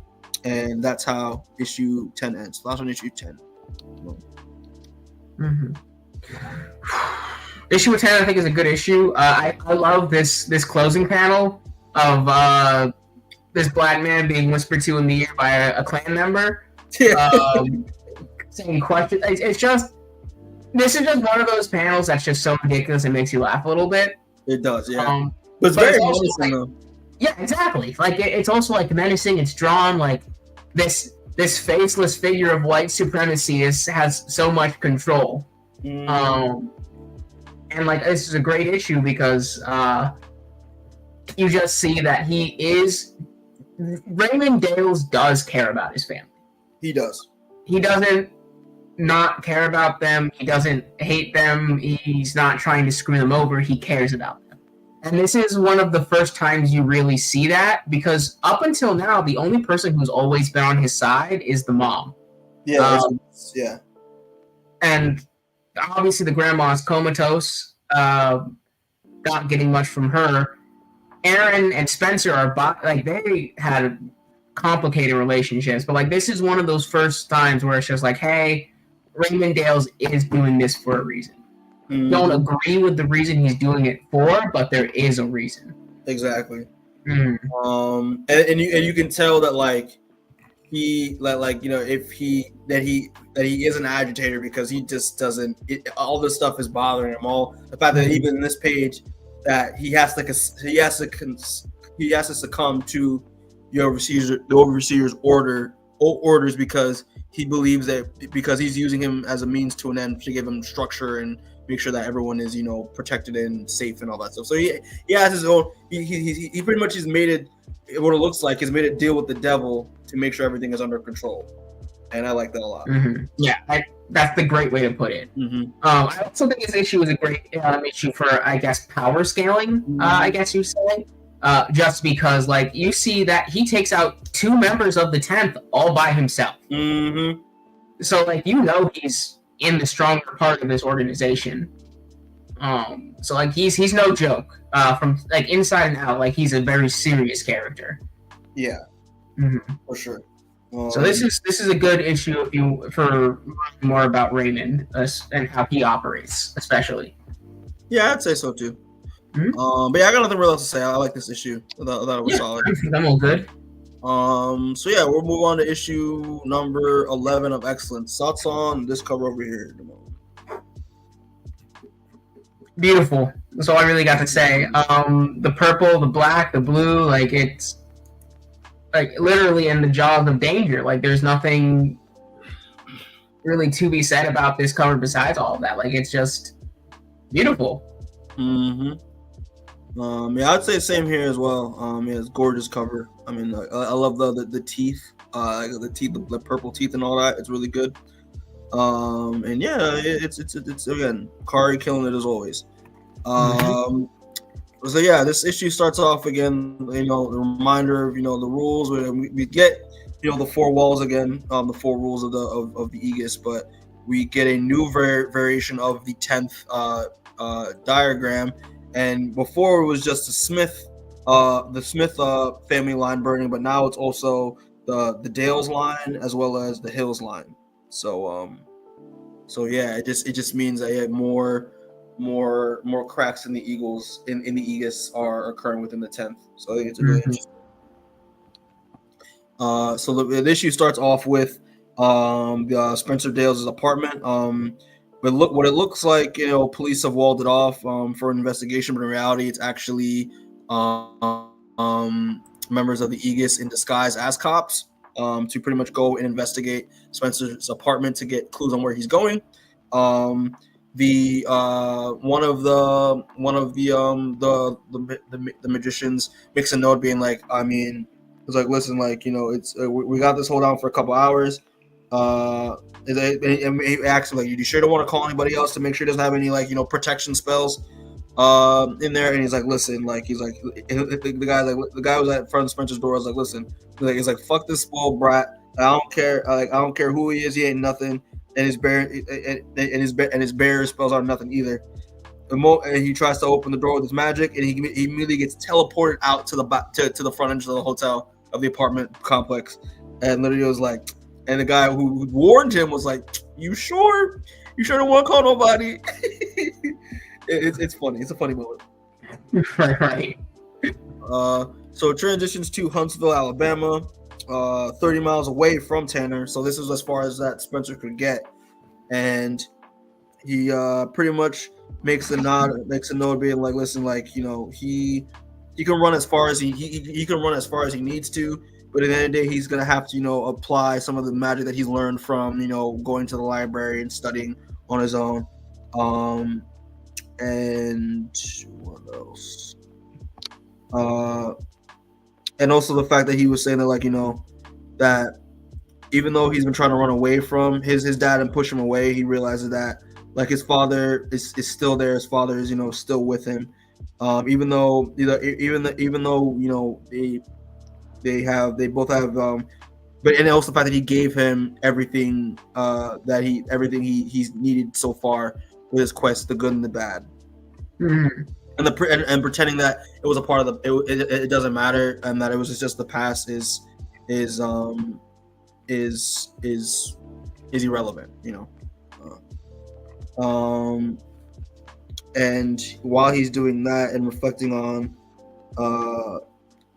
that, he's making like kind of like a teleportation spell, and right when he activates it, he also makes a nod that, like, even though yeah, his dad, and also the fact that, like, he could have just called his dad, like his dad, even though he needed help and that he was in a rut, and obviously his dad is powerful, he could have just called his father. But the fact that they have been having issues and trust issues lately, that, like, you know, his pride got the best of him, and so yeah, there's that. So absolutely. So while it happens, he teleports to where he needs to go, but he ends up in the air instead and ends up falling straight down on the ground pretty aggressively. 10 out of 10 landing. Yeah, but he also makes the nod. Then they also makes the nod that, like, the fact that he's doing like a high level teleportation spell with no wand. If his dad could probably see him, his dad would probably be proud of him for doing so, because remember, his dad was pretty abusive during his magician training. So yeah, he expected perfection. He expected perfection, but he wanted perfection. He didn't realize that the perfection had to cook a little bit. You know what I mean? Mm-hmm. Exactly. And while Spencer drops to the ground, someone is noticing, you know, him crashing to the ground, and that it is revealed that he is in Tanner, Alabama, and the person that sees him crash is Amari, his aunt. And yeah, I noticed that Amari has that tattoo that tattoo that it's in, like, you know, like West African folklore. I love that tattoo. I love that symbol a lot. It means, I forget what it means, but it means that kind of like, you know, being one with God, pretty much. But it's a pretty much like iconic, like voodoo West African mythology symbol. I thought that was really cool. But yeah, so Amari pretty much comes to Spencer's aid, pretty much asks if he can help him, and at this point they don't know each other, like they don't know. Well, he knows who she is, but she doesn't know who he is, and the fact that she makes it kind of a joke that, like, yeah, but, like, even though I know you're good, but, like, who's gonna clean this shit up? And it's probably gonna be you because you made all the damage. And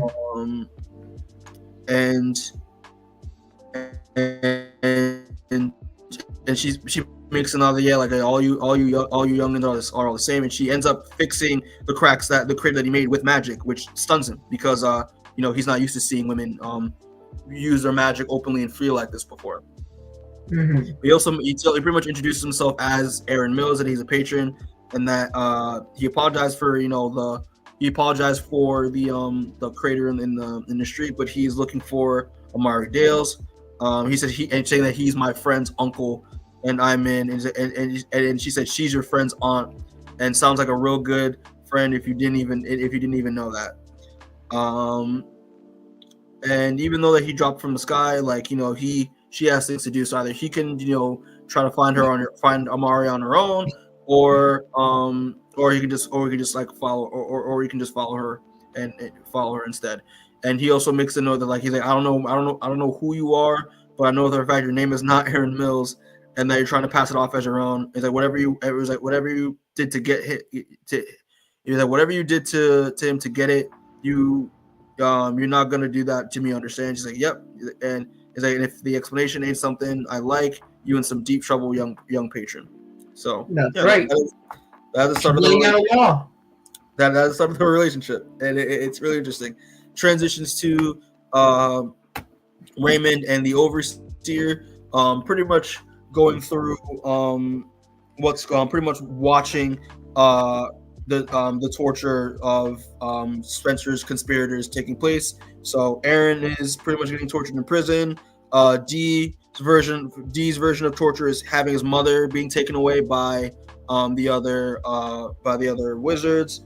Monique is in jail, and Mills is also captured as well, pretty much getting tortured. Yeah, they're just mugging him though. Yeah,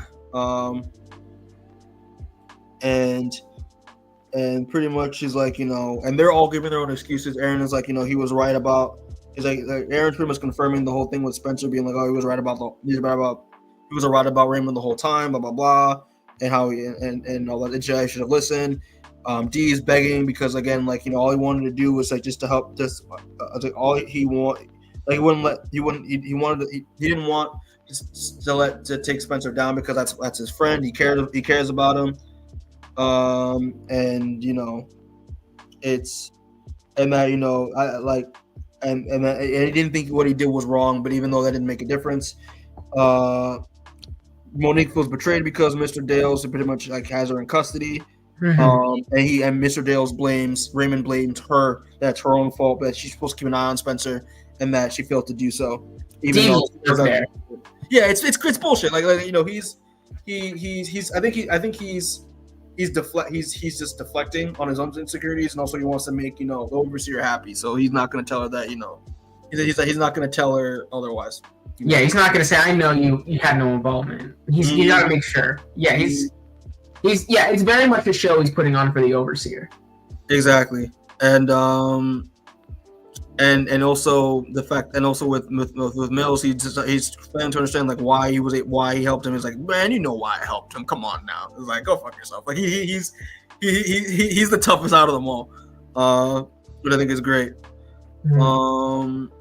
And also the fact they all pretty much all one thing they have in common, that they don't know anything what Spencer's gonna do next. And pretty much the overseer makes he pretty much told the overseer this, and that he believes them all. He doesn't know where they're going, and pretty much he's like, anything's like, I know my son. I'm aware of what he's capable of. And I'm sad to say that like what you think that Spencer is planning, I don't think Spencer is capable of. I think it's beyond. So, and while this is happening, like it's just it's Spencer and Amari pretty much going like pretty much running errands and all that stuff, going through errands, healing people and all that stuff, and pretty much the overseer at the same time is pretty much warning him of like how many violations that Raymond has gone through to get their things under control. I don't think he wants another, and he said that once everyone's finished on their little break, I think we'll go in together next time. Perhaps they'll be more forthcoming. So he pretty much is gonna be like, yeah, we're gonna give them all a break, but we're gonna torture them until we break them into telling us until we break them into telling us the truth. But I don't know how to respond to that. That's just it's messed up, dude. It's messed up. But also Raymond reassures him that it's like, yeah, I know these folks are not good enough to hide anything from me. He's like, oh, I believe. He's like, don't worry, Raymond, I believe you. So again, it's a montage of them just of Spencer and Amari going around the community. Like again, she's just going through her normal tasks like that she does every day, and he's just minding his own business. But she's repairing engines, she's going out for a jog, she's planting a garden. It's all that stuff, right? And pretty much he's talking about how he's like about her, and it's like, hey, listen, are you worried that like people will find out about you using magic like this. And she's like, boy, you think all the wall stuff apply here? You have no idea.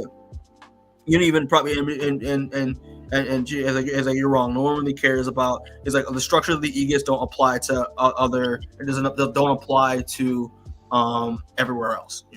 And there's a reason for that. And also not the fact that you think they've got you thinking that like the Aegis is the end all be all of all magic, and that and he thinks like you seem pretty smart, and you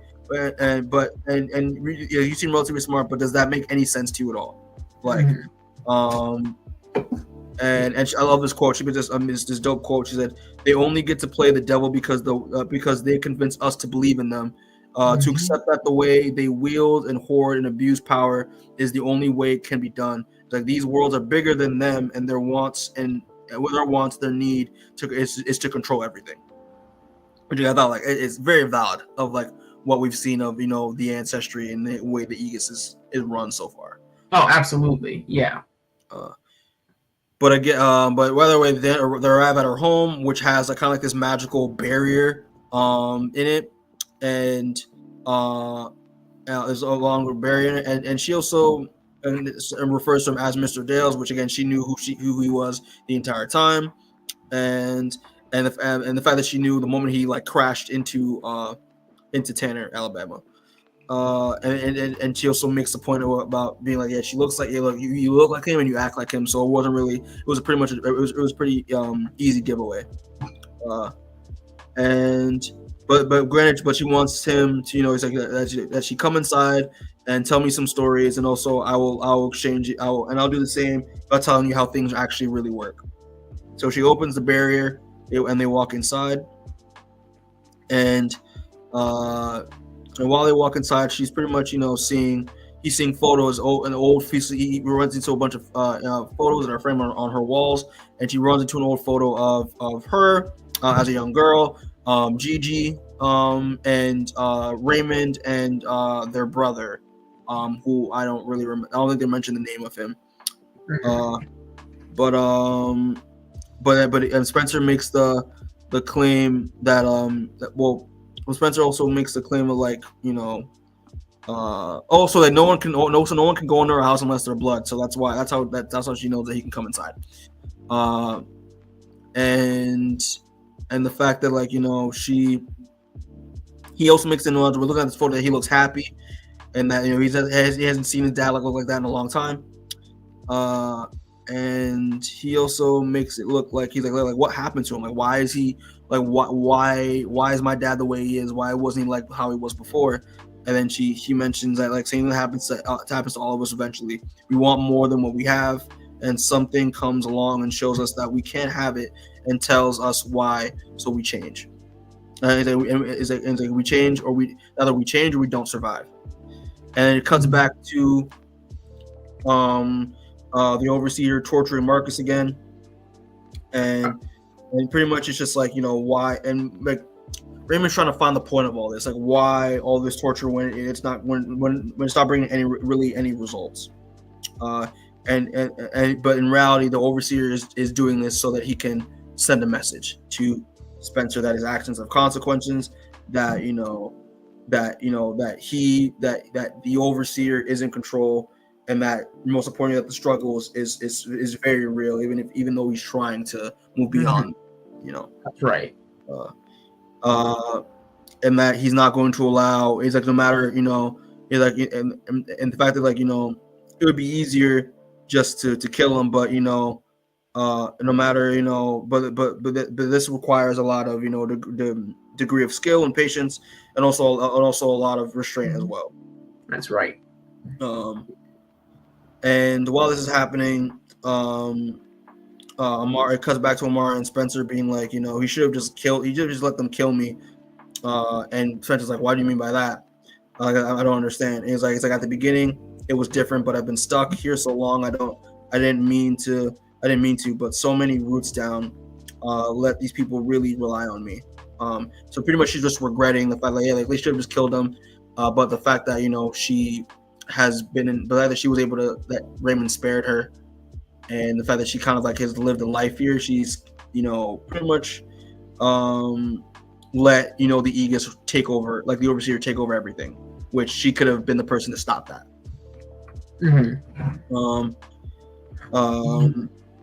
And but that's why a woman can't have magic. That's why a woman can't have magic. Again, we're gonna go into that, but yeah, but then the Overseer notices that there's a realization with Raymond, and that the Overseer wants Raymond to go into Spencer's apartment because he makes a realization that I think that probably Spencer's blood relatives can only break his spell, and so they need to find out what Spencer is up to, but most importantly the fact that he wants Raymond to go there because the door has been asking for him by name specifically. So there's something to it there. So it transitions to Roland pretty much going into Spencer's apartment, goes into his hotel room, and is getting people out of the way so that he can make way. But he also while it's happening, pretty much Amari is talking to Spencer about how pretty much the people that keep us exactly like this, he's with them now. So again, Raymond with the Overseers. The Overseers may control the Aegis, but my brother Raymond controls the 10th, and the 10th has always been what keeps the rest of us from burning the entire place down. So what it really comes down to is the 10th controls the Aegis. So Raymond Dales controls the Aegis. So pretty much he's revealing that Raymond is the mastermind behind how the Aegis is run, not the 10th. The 10th again seems like kind of like an equal democratic establishment, but no, Raymond controls them all, and obviously he is controlled by the Overseer. Yeah, well, we saw how he lost 2 of the 10 so easy earlier. So it's clear he is if not the head honcho, then very close. But we just heard that he is the head honcho. So it's no surprise that he's in charge. Yeah, because and she makes the nod when she opens the door, and he's in shock because she was saying that that she'll never forgive him for what he did, because he tells himself that he did it to save us, and that I believe that he believes that he believes that, but I'll never forgive him for that. He betrayed everything he claimed to have ever wanted just to save us. And things he sacrificed us all for a future that should have been yesterday. And if that was if that was me, Spencer, if my people could only live on in some hollowed out shell of existence with a boot always on our necks and a gun pointed at our back, would I have chosen that or death? No, never. And then pretty much the person that he is shocked to see is the younger version of his sister Amari, and he's this I'm assuming vision or this this projection of his sister being I know, if he wants to story, I know this the face you're seeing is I know you're shocked by the person that you're seeing right now, but the spell is pretty much determined to be a messenger, but it's actually me, Spencer, and if you're here, then it means we've reached the beginning of the end, and it is already too late. And that's how issue 11 ends. So thoughts on issue 11? Very dense. A lot of stuff happens in this issue. Yeah, this was a dense issue. There was so much happening. The whole spell of even just this end is a lot to process right here. Of now his sister is coming to him through a spell from Spencer to tell him about the end times. Yeah. That's just so much. Yeah, that's just a heavy packed issue. What do you think of Amari? I love Amari. I think she's a fun character so far. She kind of puts her foot down, it seems. She has strong opinions, which I like in a character coming in this late in the series, because sometimes when they introduce a character late, they're a little wishy-washy, and it's okay to have time to develop them, but in a situation like this, it's nice to have this very opinionated character who's already developed. So I think that's a great spot that Amari holds. And she also now poses this very interesting situation of she is trapped. She is part of the reason Raymond Dales is still part of the Aegis, protecting her. But also, he is part of the reason she is still there, because he's still there and she can't leave because of it. Exactly. So it's this very complicated situation of, it sounds like she'd rather be dead.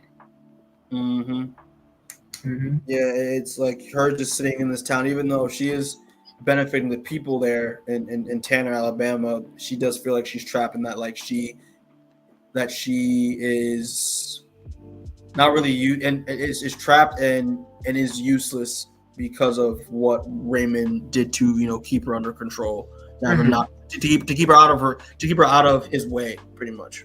And it's really interesting. It's really interesting part of her character, her resentment for her brother. Yeah, absolutely. Yeah, I mean, it, in a lot of ways, it seems like he deserves it. Yeah, it's kind of a very it's a similar. That's something that which we'll probably see in the next issue. Of they kind of have in common. Spencer and Amari, how her brother, his father, did them both dirty.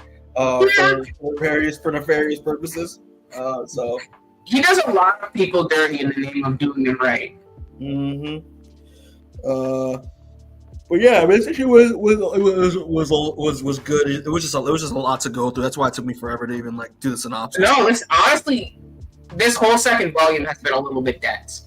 And that was something I noticed reading through it. Not necessarily a bad thing, but something you definitely got to be prepared for going in.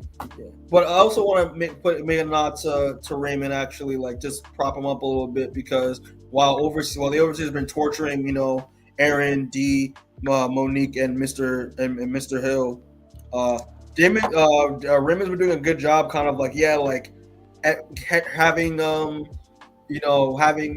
saying what the Overseer wants to hear. I'm sure the interrogation and the torture, but at the same time, Logan kind of protecting them, being they don't really know anything. It's him trying to it's him just still trying to protect them and make the torture stop. So yeah, exactly. He's not heartless. He's just misguided. Exactly. But yeah. So but overall, this issue was quite good. It was quite good. All right, you guys can move on to the last issue. Final issue, gang. All right, so we're gonna be talking about issue number 12, people. Number 12. Thoughts on this cover, Demoan? It's a fine cover. Like I said, I think the stained glass one was my favorite, and then I think that the open mouth one was number 2 for this volume. But this is a solid cover still. I love the color work it has. Yeah, it's just a solid cover. Yeah, I think so too. Yes, I think it might be my least favorite, but I don't think it's pretty good. But yeah, all right. So moving on to again the reminder pages, but things have changed a little bit, Demoan. They've changed a little bit. So we do get the rules of the 4 walls again, but the fourth wall is actually scratched out, which again the 4th wall is the use of magic by females not allowed. But it's scratched out and it's underneath someone has put lies. Fuck lies. Fuck these lies. Listen, because like we said, women can cast magic. Very clearly they're using it. They're not allowed to, but they're doing it. Exactly. And then we get the Aegis structure, the Aegis hierarchy. But I think but at the top where the Overseer is at, it is the broken window where Spencer hopped out of from a library. So yeah, it's interesting. So this issue starts off with again Raymond at the at the apartment technically, but what we're seeing here is the spell, the memory spell, the spell that Spencer cast on the door is a memory spell, and we're actually in Raymond's mind actually, and Raymond is just panicking, trying to get himself out of it. But also he's also remembering something kind of like, tragic here. And we gotta get juxtaposed in and out of like what this actually is. But while he's freaking out, he snaps out of it for a second by a voice that says, "Dad, are you okay?" And he is confronted by young Spencer on this building. And then he pretty much apologizes, being like, "Oh, I'm sorry. Like, I think your memory spell is like, bumping against another one that I already have in my own head." So his spell is counteracting the spell he's already had established in his own head already, which he's struggling with. Mm-hmm.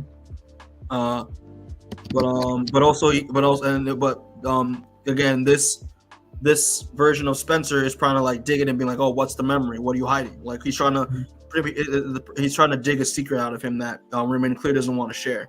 Right. One thing I really like about this spell is that it's not just people he's betrayed. It's like at specific ages too.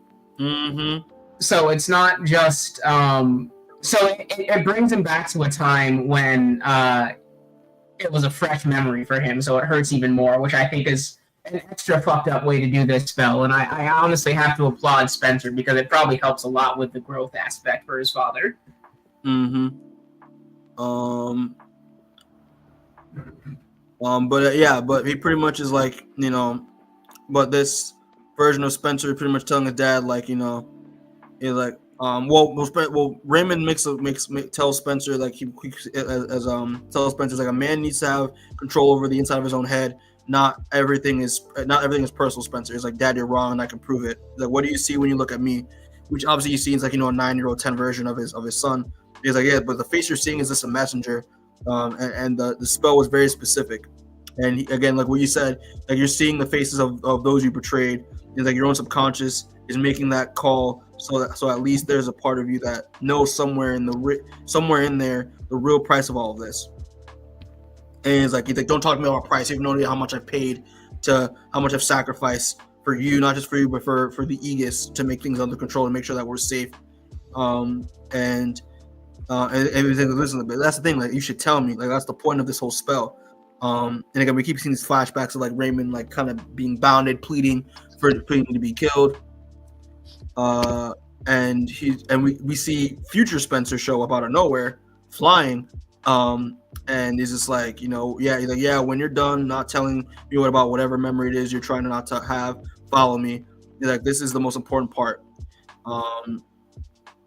And pretty much is like, this, which is a nod to, the cover, that this entire spell acts as a memory maze for Mr. Dales, and the only way Dales and right now, and this is a memory maze that Spencer left behind for his father, and that he's trapped until he does something to get out. Yeah, in this case, it's telling about his past, but telling about this his father is hard-headed. Yeah, they're talking about this memory that he's closed off. Again, but so it transitions to Amari and Spencer, and there we go. All right, so it transitions to Amari and Spencer, and they're smoking a blunt, and and Amari's pretty much being like, "Listen, man, you're probably wasting your time trying to, like, get to your dad." He's mostly because she's pretty much given up on him, but right now, because she's pretty much given up on him, and pretty much like he pretty much, she said, like, he creates walls around things. And he keeps secrets and to avoid having to confront them and feel them. And he's like, "Listen, but like, I kind of do the same. Like, it's like, I kind of do the same. He's like, but I look at you and me, and we're talking right now, aren't we?" He's like, sharing all this shit, it's fine. And the thing is, like, he realizes that him and his dad, even though they're at odds with each other right now, but they do have their similarities, and and they pretty much have a whole conversation about father and sons, pretty much. And she pretty much asks him, and she pretty much is confessing to her that, you know, listen, like, even though we have our differences and we're distant, like, we still have time to, like, you know, to think about things, to talk about things, to confide in each other, to, like, you know, rebuild our relationship. But and the thing is, even though I want to fix it, even though we do have this time, but like something could happen to me tomorrow, and then so it's pretty much like, you know, that optimism between the relationship is pretty much unsure at this point. And even though, you know, he thinks it could already be too late to even fix things between the two of them. Which she laughs, and she's like, "Yeah, you are." He's like, "Yeah, you really are his son." He's like, "Y'all are too damn dramatic." And yeah, it's like, listen, like, you know, it can't really be as bad as what you think it is. It's like, you know, it's like y'all don't have to deal with a fraction of the shit that we did. So it's like that was kind of the whole point. And it's like, and even though she tries to pass him a blunt, and she puts it back, he puts it back to be like, "No, that's all you. It's helping. It's helping me. It's helping me." I love the way they pass the blunt in this, because like it's all like it's magic, but blunt passing too. Like you can see like the smoke wrapping around her. She does more of it later on, you'll see, but like it's very fun.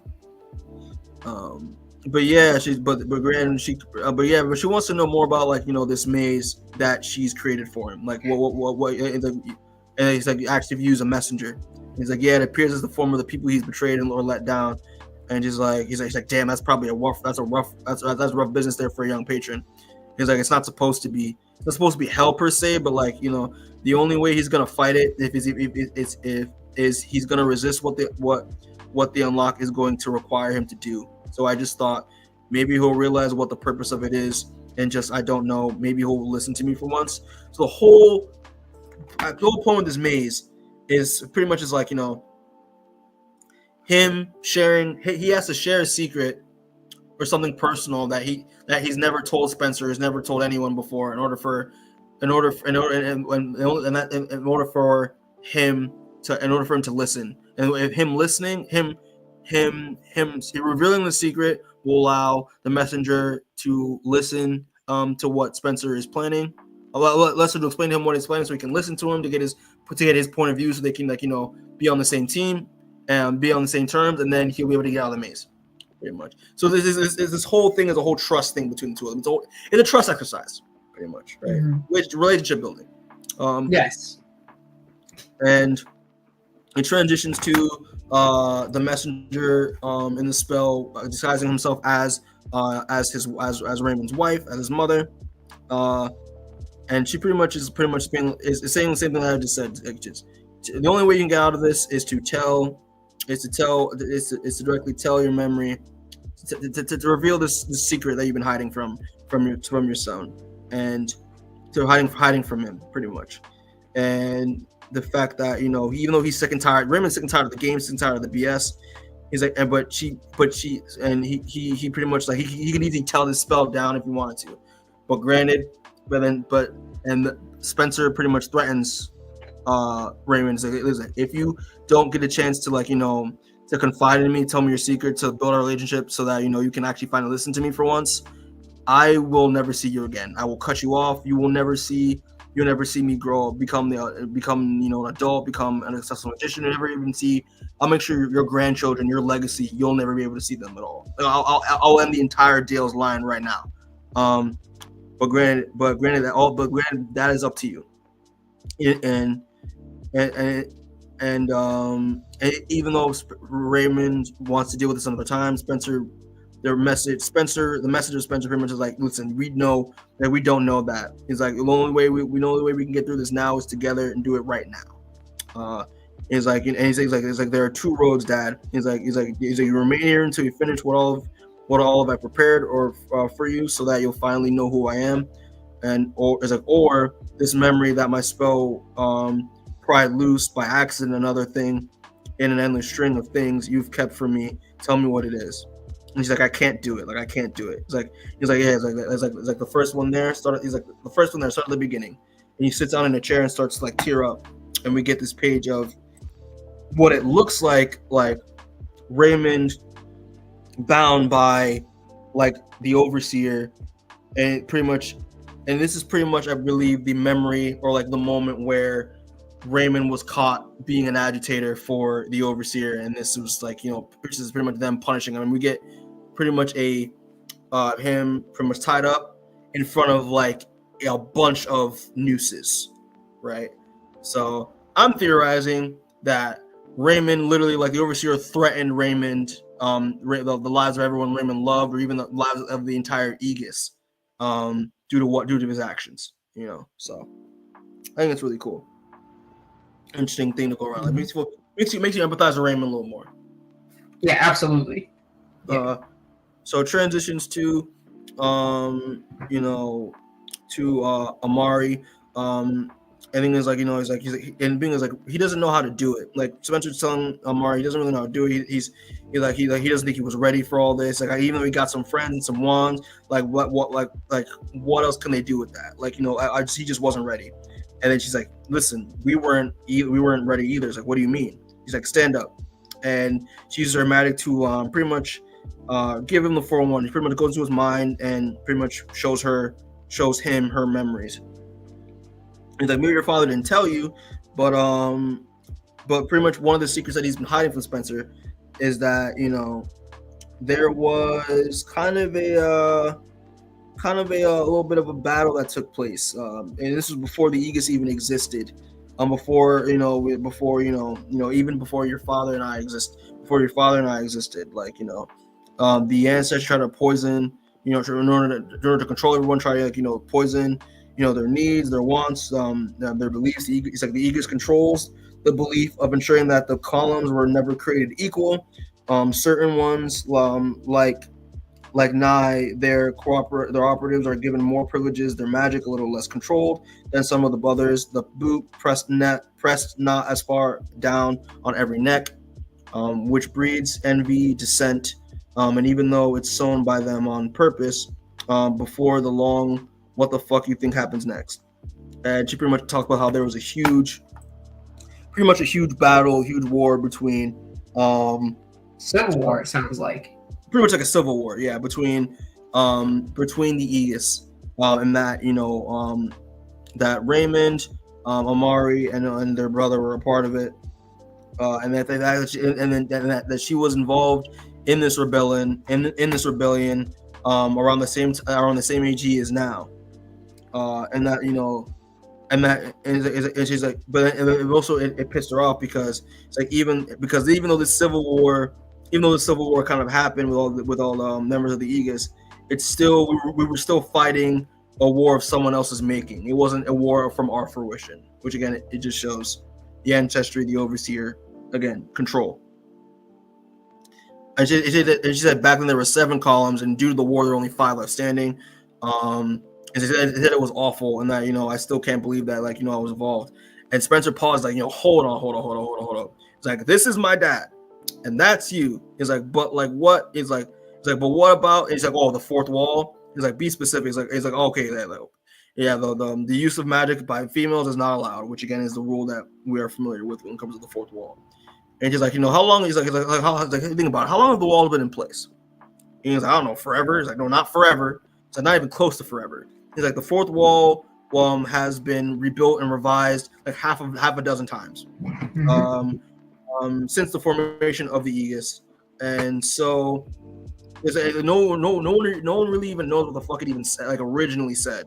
But when I was forced out, they humbled Raymond in a way that they never done before. It originally read the use of magic by females is no longer allowed.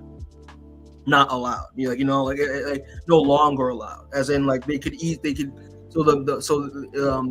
One of the lies that Spencer's been told going up through is that the women are not allowed to do magic, period. But in reality, they were allowed previously, pre, the Aegis Civil War, right?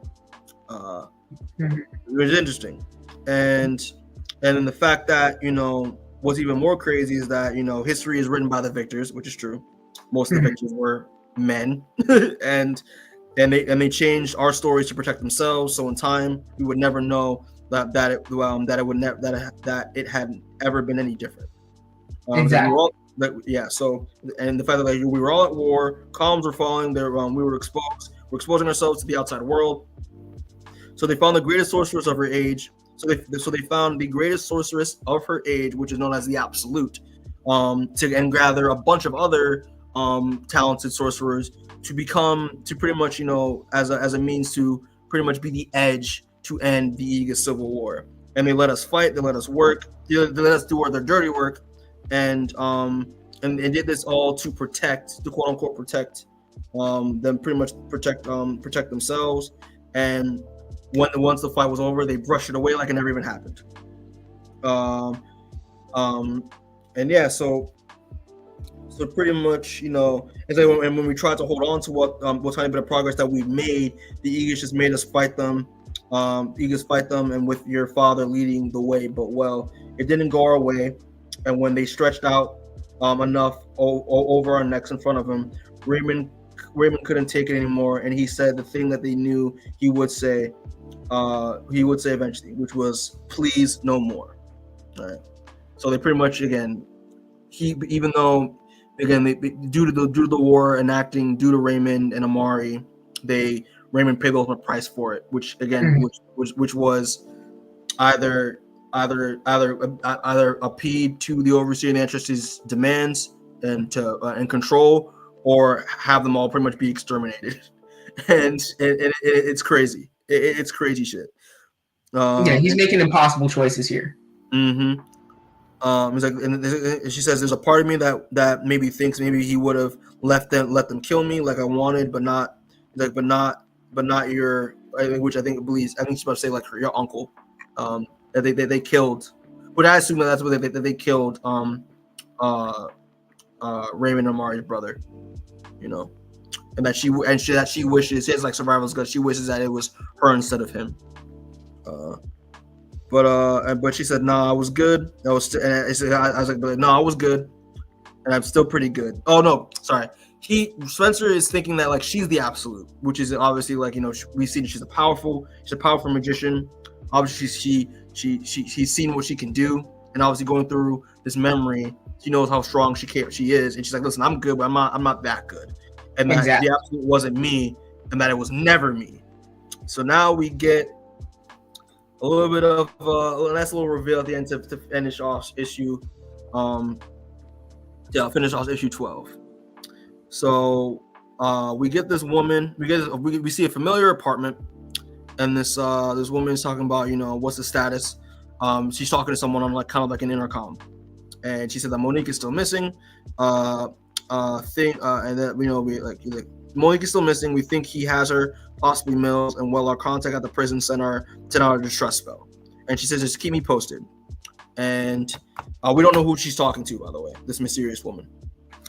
But while this is happening, this woman pulls out a series of wands, and not just she does a stance, pulls out a wand, and does some magic, throws a wand at the wall. Well, not just one wand, multiple wands are hitting the concrete, and she uses her magic to pretty much create a hole behind the fireplace of her home, and she pretty much yells out while she makes this whole, "Overseer, I can see you too."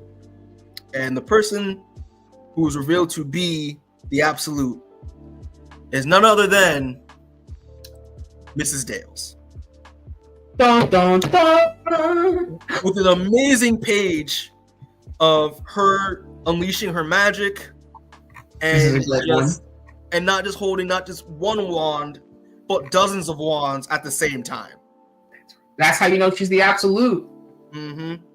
And that's how the issue ends. And I also want to make a note real quick that like this is pretty much I pretty much saw this as the reveal, as this is why Spencer is as powerful and as inept as of a magician as we've seen him throughout the course of this entire series so far.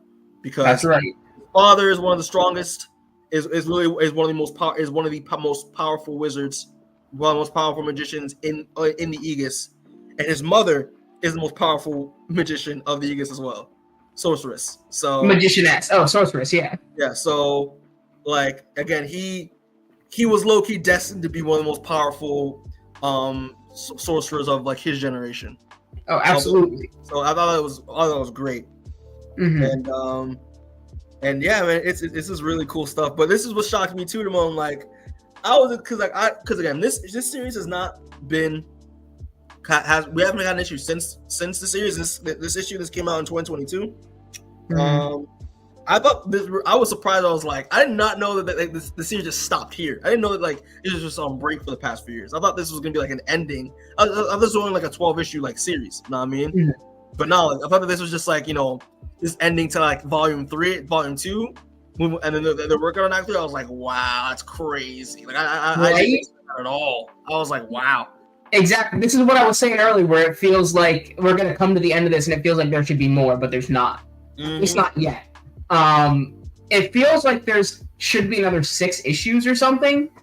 Because I also noticed that the first volume was named for the past. This one was named for the present, and I assume the next one will be named for the future. Yeah, the next one is called. But I don't think the third one is like out or announced yet, if I'm not mistaken. No, it's so I read the in the last issue I read I read some of the editor's notes, stuff like that, like the letters. And Brandon Thomas did say that the third volume is gonna be called Fight for Future. And that makes sense. Pretty much expressing to the readers that Team Excellence will be going on a break, even to take care of other stuff. But again, they have everything written down. They have everything written out. They have everything planned already. It's been planned for several years now. So we're gonna get. So I believe the third volume is going to be like the end. Like it's gonna be Act 3 of the story. So, but yeah, man, it's good stuff. But what are your thoughts on issue 12 overall? Also dense shit. Yeah, like I said, this whole second volume is dense. Lot going on, a lot of beautiful artwork. We got a couple of new characters that I like. Well, not new characters, but more information on characters that were introduced in this volume that I like. We're learning a lot more about the mom, because before it was just, she uses magic, but now she's the most powerful sorceress of her generation. And like you said, it was destined that Spencer was going to be something, because he was son of the strongest sorceress, son of the strongest magician. Like there's no way he was going to live a normal life. Yeah, no, not at all. Yeah, especially the way he was. But I like this issue. I especially like finally learning more about Raymond and his relationships as he's kind of forced to open up. Because he also says something that I'm not sure if we covered, but like when he's finally opening up, he's like, hey, I can plant my feet and do this for my son. So it's not even that he's opening up to heal for himself. He's truly doing this because he knows it'll make his son feel better, and they won't be able to move past the relationship if he doesn't. Yeah. Like, it's not something that he needs to do for himself. Which is one of my favorite things about this issue was that, Spencer trapped him with the spell on purpose, because he's like, listen, we need to move, we need some closure on our issues. You know what I mean? We need to be able to trust each other, care for each other, because this resentment is gonna be our downfall. And the fact that he has to force his dad in order to do that I thought was great, because Raymond wanted to be like, we can just talk about this later, wanted to put it aside, but he knew that if we put it aside, it'll never happen. So exactly. Yeah, and I thought it was great. They'll keep pushing it off because they think they have time, but they don't. They don't know they do, at least. Not guaranteed. Exactly. But yeah, man. But that stuff I thought was really good. Again, I'm really liking Amari's character. I like her character a lot. Again, she's she's a lot more even though Raymond is a lot more stricter personality. She's a lot more like Spencer in a way, where she's a lot more she's more fun. She's a more she's a more fun side of the Dales family, I think. The fact that she tries to pretty much call Spencer out on his bullshit about about his differences between right away. Who are you, Brian Mills? Yeah, right. It's so funny. It's so funny, and also the fact that and the fact that like she is the one who educates Spencer on like pretty much like educating Spencer on like what he knew about the Aegis was a lie, what the Aegis is actually about, and the war that broke out due to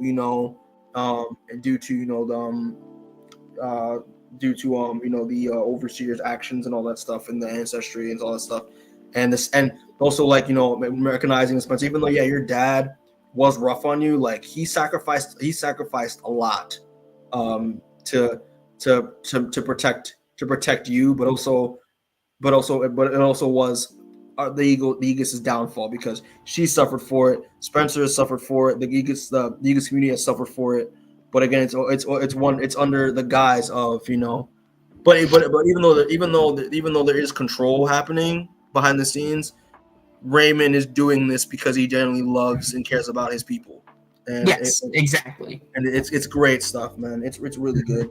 But yeah, man, and also there's just the reveal. Like Mrs. Day. I'm very excited to see where they go with this, and I want to see how, and especially because like the fact that she's controlling like dozens of ones at once, just show, and that she's not scared of the overseer at all. If that's just he can see him, like how as announced earlier, where the overseer said he could see Spencer.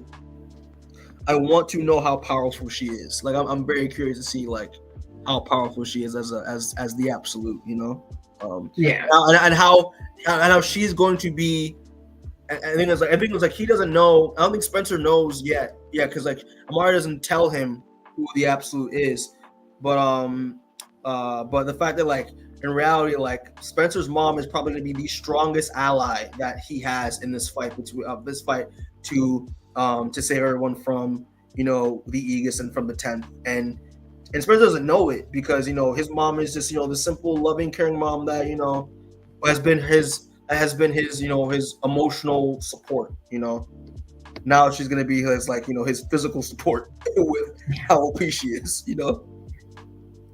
Damn, I mean that's just moms, man. There's no other way to put it than that's just moms. This isn't even that special level mom. This is just standard mom stuff. This is can do magic. I think my mom can cast magic like that. Can you hear this? But yeah, man. Any more thoughts on the show before we give on our final thoughts, brother? No. I think most of what I want to say X was probably better covered in final thoughts. Mm-hmm. All right, man. So we'll move on to final thoughts then. So, what are your final thoughts on Volume 2 of the present tense of excellence? I know we said it a couple times already, but it's very dense. The first issue kind of felt like it flowed, or the first volume felt like it flowed a little more easily. Not saying that dense is bad, but like it's very clearly that this is the middle issue that's kind of finalizing all the setup for what would have happened in the third volume, or what will happen in the third volume. But like I like this story. Like there's this very interesting obsession with control. How like you control other people, how you control your relationships with other people, the amount of control you have. It's just very interesting to watch all the characters navigate that situation and relationships. Mm-hmm. Yes. Overall, I'd probably give it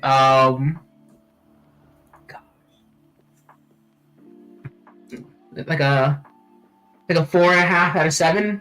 Okay. That's fair.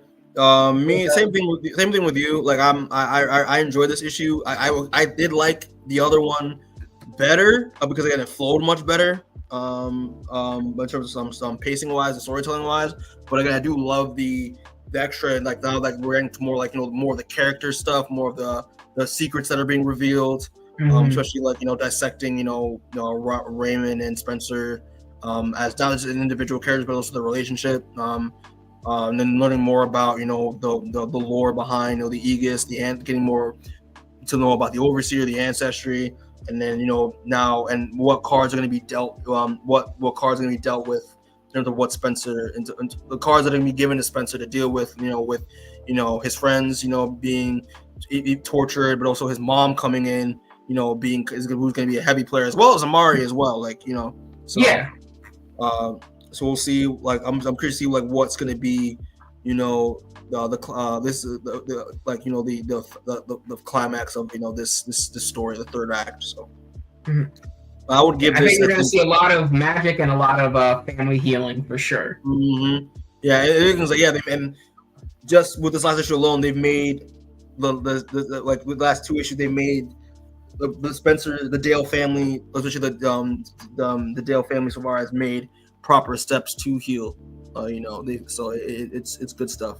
But I would give this like I think I'll give you like a 4.5 out of 7. Like it's again, it could have been better in terms of like story, like pacing wise, and also like the information dump was a lot to go through, so it was kind of jarring in terms of like going through the story. But a lot of the again stuff I mentioned before was a lot of fun to go through. And yeah, I would give this. I would say, of course, like it's like just like last volume. I highly recommend you read this because not a lot of people talk about this book. Oh. Just give it a try. Yeah, at the very least, throw it on your reading list for Black History Month next year. Mm-hmm. And the thing is, like I always do with all the videos, I will put the link to where you can check out where you can buy your copy of Volume 2. So yeah, man. But yeah, the thing is, that's the one thing. That's it. Like there isn't. The thing is that the last issue, this issue came out like issue 12 came out in January of 2022, and we're in 2025 and we hadn't had anything since. So I'm curious to see. I'm curious to know when fingers crossed. Update soon. I hope they don't abandon this because I want to see this thing end. I think they have something really special here. Again, like not perfect, but special nonetheless. So yeah, Khary Randolph, Brandon Thomas, please, if you're watching this, we love this book. It's good. Please finish it. we absolutely please. We need to see Act 3, please. But yeah, man, that's pretty much it. So any more thing you want to say before we close out? No, I don't think anything else. Like we said, just reiterate, fun story, read it. Yeah, can't recommend it enough. It's a good one. A little thick, so if you're save it for an afternoon where you have some free time. Facts. And then again, I will put the link in the comment section below where you can get your copy for yourself. But yeah, man. I think that's pretty much it, people. So as always, people, thanks for everyone who are watching this or will watch this. We appreciate it. Please, again, subscribe to the channel if you want to see more of our content that we've been putting out. Comment, leave a like on the video. Comment like, what do you think of Excellence so far? Have you read it? And will you read it? Give us your thoughts, in the comment section below. Leave a like as well. Click notification bell so you know when we drop new videos. Again, it is 2025. We're trying our best to pump it as much as we can. But again, we all have our own lives, stuff like that. We're not doing this full time. So, but again, we appreciate people that have stuck by us and people that have found us. We really appreciate it. Again, we have more content for you soon. But just some quick shameless plugs. Please check out some of the reactions that we've done in the past, like the Superman trailer reaction, the Daredevil Born Again trailer reaction. Check out our interview with Alex Cormack that we just dropped, as well as the clip that we dropped as well for the Cormack interview. Was a lot of fun. Check out Deadly Class, which we just finished. Check out Transformers. Check out the Indie Corner After Darks, which again we will probably do one quite soon because Daredevil Born Again is coming out next week, so that's gonna be really fun. Check out all the videos, and also be on the lookout for more content. Again, we announced we're doing Die as our next book, which is going to be around April-ish. So be on the lookout for that. And as always, people, we love y'all. We appreciate y'all. And that's right. And we're gonna keep pushing for y'all, and we appreciate it. As always, get home safe. And get home safe. Catch y'all later. Peace. Yep. Bye. Bye.